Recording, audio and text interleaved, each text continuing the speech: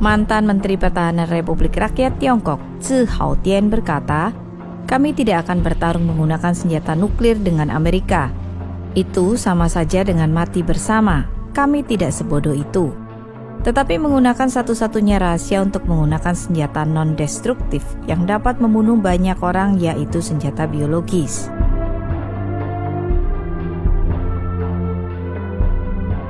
Apakah virus corona Wuhan adalah senjata biologis? Jika demikian, siapa yang membuatnya? Baru-baru ini, para ilmuwan India mengindikasikan bahwa protein lonjakan dalam novel virus corona, COVID-19, yang pertama kali ditemukan di Wuhan, memiliki sisipan unik yang mirip dengan HIV. Ilmuwan peneliti asal India, Anand Ranganathan, mentweet, "Ya Tuhan, ilmuwan India baru saja menemukan insersi mirip virus HIV/AIDS pada virus nCoV 2019 yang tidak ditemukan dalam virus corona lain." Mereka mengisyaratkan kemungkinan bahwa virus corona Wuhan ini adalah dirancang tidak kebetulan. Jika benar, itu akan sangat mengerikan. Media AS mencurigai COVID-19 adalah senjata biologis paling mematikan yang dikembangkan oleh Partai Komunis Tiongkok (PKT). Tetapi jauh sebelum para ilmuwan India menerbitkan makalah mereka, Zerohead, sebuah situs web keuangan berbasis AS, menerbitkan sebuah artikel yang menyatakan bahwa melalui spionase teknologi, PKT telah mencuri virus corona baru dari proyek penelitian Kanada dan bermaksud menggunakannya untuk pengembangan senjata biologis. Laboratorium Wuhan BSL-4 kebetulan adalah salah satu lembaga PKT yang terlibat dalam senjata biologis R&D. Dengan demikian, pandemi Wuhan mungkin telah bocor dari lab ini. Situs web militer utama PKT mengakui bahwa virus corona Wuhan adalah buatan manusia, tetapi telah melontarkan tuduhan bahwa virus itu direkayasa oleh Amerika Serikat. Pada tanggal 26 Januari, Silu.com, sebuah situs web militer PKT, menerbitkan sebuah artikel berjudul 4 protein utama yang diganti dalam COVID-19 ditujukan untuk hanya menginfeksi orang Tiongkok. Artikel ini mengakui bahwa COVID-19 adalah buatan manusia dan sangat mirip dengan virus SARS. Inilah informasi utama. 4 protein utama dalam COVID-19 diganti. Mengapa? Nomor 1, untuk menutupi COVID-19 sebagai virus SARS. Ini akan menipu petugas medis untuk merawat pasien COVID-19 sebagai pasien SARS, dan untuk mengadopsi tindakan pencegahan yang mereka gunakan selama wabah SARS. Ini dimaksudkan untuk menyesatkan mereka. Nomor 2, ini memberikan COVID-19 penularan yang sangat tinggi dari manusia ke manusia, sehingga ia akan menyebar dengan cepat. Siapapun yang berada di belakang rekayasa hayati virus ini sama sekali tidak menghiraukan nyawa manusia. Mungkinkah virus alami dari kelelawar atau tikus bambu benar-benar menjadi sangat mematikan? Jika virus ini 100% alami, bahkan 10.000 tahun tidak akan cukup untuk mencapai substitusi presisi seperti 4 protein utama dalam COVID-19. Artikel itu melanjutkan dengan mengatakan ini membuktikan bahwa satu-satunya jawaban yang masuk akal adalah bahwa COVID-19 dibuat di laboratorium. Dalam artikel itu, sebuah subjudul tercetak tebal bertuliskan "Dari SARS ke COVID-19. Pengujian rencana genosida Amerika."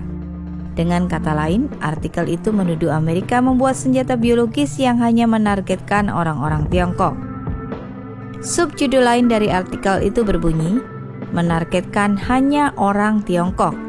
96% kematian akibat virus corona adalah orang Tiongkok.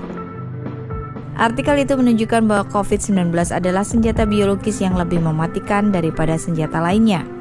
Apakah bom atom itu mematikan? Tetapi dalam menghadapi senjata biologis, bom atom atau bom hidrogen bahkan mungkin tidak dianggap sebagai senjata sama sekali. Apakah benar Amerika Serikat yang membuat senjata biologis seperti itu? Kita perlu meninjau pidato internal dari 20 tahun lalu yang diberikan oleh Menteri Pertahanan Tiongkok saat itu, Zhi Haotian. Pidato itu berjudul "Perang Tidak Jauh Dari Kita". Itu adalah bidan yang memastikan kelahiran abad dominan Tiongkok. Dalam pidato itu, Zhi membahas rencana jangka panjang yang menjamin peremajaan bangsa Tionghoa. Tzu mengatakan kita harus terus mencengkram 3 isu utama. Pertama, masalah ruang hidup yang dihadapi Tiongkok karena populasi berlebihan yang serius dan lingkungannya yang memburuk. Dengan demikian, ini mengarah pada masalah kedua. PKT harus mendidik orang-orang Tiongkok untuk go global. Dengan ini, Tzu berarti menaklukkan wilayah baru dan membangun Tiongkok kedua melalui kolonialisme. Dan akhirnya masalah ketiga dan yang paling kritis, masalah bagaimana berurusan dengan Amerika Serikat. Tzu memperingatkan para pendengarnya. Ini tampaknya mengejutkan, tetapi logikanya sangat sederhana. Ada bentrokan mendasar antara Tiongkok dan kepentingan strategis Barat. Dengan demikian, Amerika tidak akan pernah membiarkan Tiongkok mengambil alih negara lain dan membangun negara Tiongkok kedua. Amerika akan menghalanginya. Tzu melanjutkan penjelasannya. Apakah Amerika akan mengizinkan kita untuk mengglobal dan menguasai ruang hidup baru? Jika Amerika bertekad untuk menghentikan kita, maka akan sulit bagi kita untuk mengadopsi strategi apapun yang berarti melawan Taiwan, Vietnam, India, dan bahkan Jepang. Jadi, berapa banyak wilayah baru yang sangat berarti yang dapat diharapkan untuk kita taklukkan? Sederhana saja. Hanya negara-negara dengan wilayah luas seperti Amerika Serikat, Kanada, dan Australia yang dapat memenuhi kebutuhan kolonialisasi skala besar kita. Tzu Haotian berkata, kami tidak akan bertarung menggunakan senjata nuklir dengan Amerika. Itu sama saja dengan mati bersama. Kami tidak sebodoh itu. Tetapi menggunakan satu-satunya rahasia untuk menggunakan senjata non-destruktif yang dapat membunuh banyak orang, yaitu senjata biologis. Tzu kemudian menambahkan, tentu saja kami belum melakukan apa-apa. Dalam beberapa tahun terakhir ini, kami telah mengambil kesempatan untuk mendapatkan senjata seperti itu. Partai Komunis Tiongkok PKT percaya senjata biologis sangat penting untuk mengalahkan Amerika Serikat. Tzu menghubungkannya dengan Deng Xiaoping, yang memprioritaskan senjata biologis sebagai senjata paling penting. Tzu berkata, ketika Kamerat Deng Xiaoping masih hidup, dia membuat keputusan yang cerdik dan benar untuk tidak mengembangkan kelompok pertempuran kapal induk. Sebagai gantinya, kita akan fokus pada pengembangan senjata biologis yang memusnahkan populasi musuh kita. Meskipun sulit dipercaya, tetapi Tzu melihat dirinya sebagai seorang komunis kemanusiaan. Dia mengakui bahwa dia merasa bertentangan dengan hal ini. Kadang-kadang saya berpikir tentang betapa kejamnya bagi Tiongkok dan Amerika untuk menjadi musuh, kata Tzu. Bagaimanapun, Tzu mengakui bahwa Amerika membantu Tiongkok selama Perang Dunia II. Orang-orang Tiongkok ingat bagaimana Amerika membantu kami melawan imperialisme Jepang. Tetapi semua itu tidak lagi penting sekarang. Dalam jangka panjang, pertempuran antara Tiongkok dan Amerika adalah satu pertempuran yang hanya satu dari kami yang menjadi pemenang. Tetapi Amerika adalah negara paling sukses di dunia saat ini. Hanya ketika kita telah berhasil mempelajari segala sesuatu yang bermanfaat dari Amerika, kita berharap untuk bisa mendudukinya di masa depan. Kita tidak boleh lupa apa yang telah diajarkan oleh peradaban kita di masa lalu berkali-kali. Tidak mungkin ada 2 harimau yang mendominasi gunung yang sama. Jadi kita harus membuat persiapan untuk 2 kemungkinan hasil. Jika perang biologis kita terselubung dan berhasil, maka itu berarti perjuangan kita melawan Amerika dan mengakibatkan jumlah kematian paling sedikit dari orang-orang Tiongkok. Tetapi jika perang biologis gagal dan Amerika menanggapi dengan pembalasan nuklir, maka lebih dari setengah populasi Tiongkok kemungkinan akan binasa. Jadi kita harus memastikan bahwa kota-kota Tiongkok berukuran besar dan menengah dilengkapi dengan pelindung radioaktif. Namun untuk masa depan partai, negara, dan bangsa, kita harus maju dengan berani. Tidak peduli seberapa sulitnya hal itu, tidak peduli seberapa besar pengorbanan yang akan terjadi. Bahkan jika kita kehilangan lebih dari setengah populasi, ia dapat diregenerasi. Tetapi begitu Partai Komunis runtuh, semuanya akan berakhir selamanya. Sekarang setelah mengatakan itu, beberapa dari Anda mungkin bertanya-tanya, bagaimana dengan sesama rekan kita di Amerika? Ada beberapa juta dari mereka.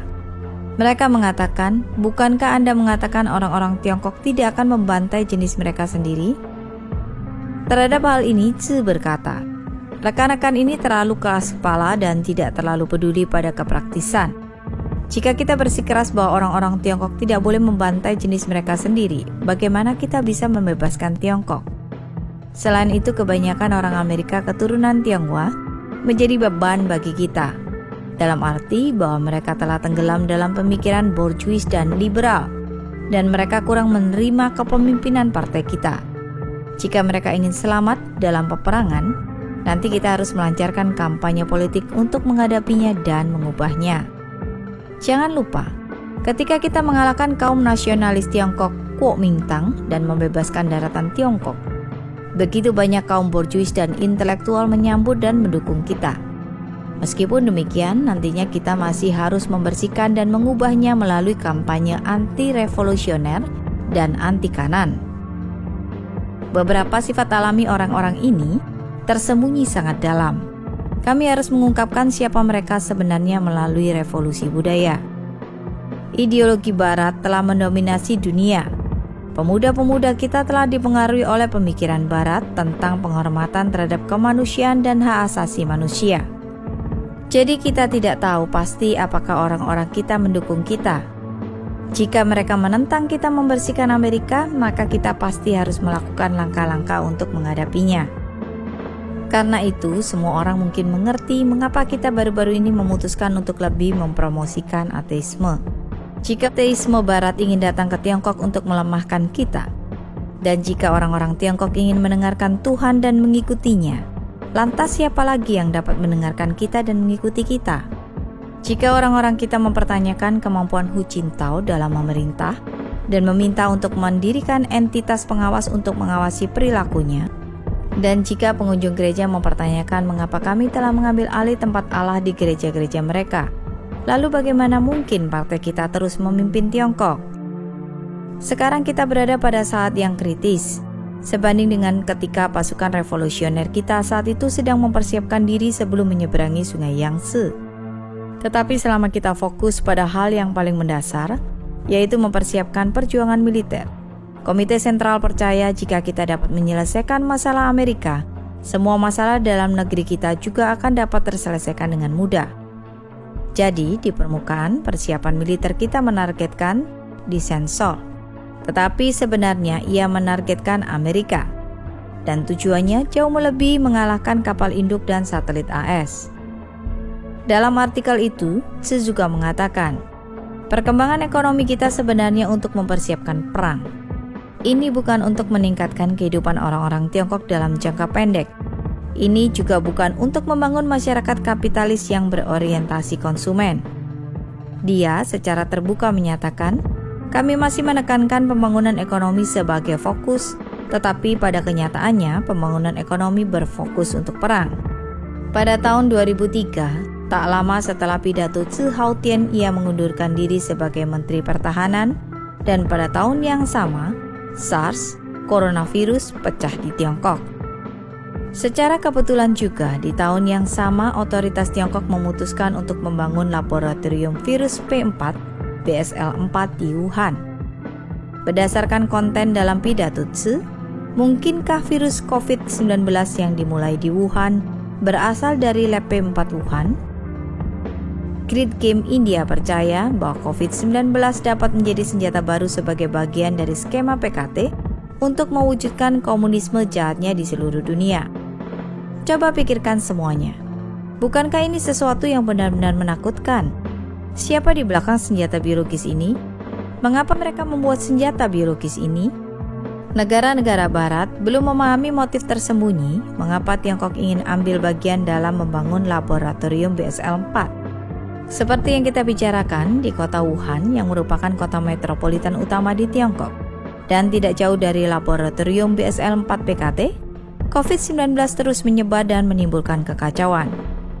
Stephen K. Bannon berkomentar bahwa orang-orang di Barat mengalami kesulitan memahami gagasan bahwa beberapa pemerintah dapat membuat senjata semacam itu di laboratorium, kemudian melepaskan senjata-senjata ini untuk membunuh rakyat mereka sendiri. Ini belum pernah terjadi sebelumnya dalam sejarah manusia, dan pemerintah di Barat tidak bisa mempercayainya. Dan langkah pertama adalah mencari tahu apakah virus corona Wuhan itu alami atau dibuat di laboratorium. Dan jika itu bukan virus alami, jika ada bagian dari itu dibuat di laboratorium, Partai Komunis Tiongkok akan berakhir. Mereka akan runtuh. Dunia akan melawan PKT, termasuk orang-orang Tiongkok. Mereka akan berkata, hal semacam ini tidak akan pernah terjadi lagi. Karena itu, situasi epidemi di Wuhan harus segera diselidiki, dan dunia perlu mengetahui kebenaran tentang apa yang terjadi.